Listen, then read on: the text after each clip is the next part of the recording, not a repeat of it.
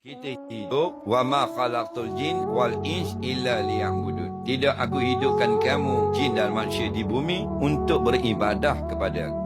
Itu tujuannya. Bukan maksud semayang 24 jam. Hidup kita ini semuanya kiblatnya Allah. Kita bangun pagi, kita semayang subuh, sembah Allah. Kita keluar pada rumah, kita berdoa, minta kebaikan dan rezeki daripada Allah. Siapa dia tak kerja, kita niat bekerja untuk mencari rezeki yang halal juga kerana Allah. Jadi hidup kita, mati kita kerana-Mu ya Allah. Itu maksud dia. Ni tak ada. Hidup nak makan kedara. Mai, sokang, berhibur. Itu binatang. Tengok masa beruk lapar. Oh, dia pun kejar binatang. Lima lapar. Singa lapar. Dia pakak kejar kejam.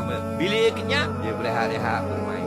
Manusia ada gak jenis binatang. Jenis pandai makan kedarah. Lembu kambing. Keluar tak pagi-pagi? Keluar. Dia cari benda. Lembu muazzam. Cari rezeki. Dia orang muazzam. Keluar tak dari rumah pagi-pagi? Cari rezeki. Ada yang ke Segamat, Pasar Mozek. Ada yang ke Pekan, Gausmi. Ada yang ke Kuantan, jadi doktor dan sebagainya. Ada yang ke Temeluk, bawa lori. Petang balik semua dah ke muazzam. Balik. Kali ini kandang kita, rumah kita. Lembu-lembu tadi ayam itik. Petang balik dah ke kandang masing-masing. Balik rumah masing-masing. Malam lembu ayam itik pergi dah ke masjid. Dah, kita tak pergi juga. Adik-beradik lembu.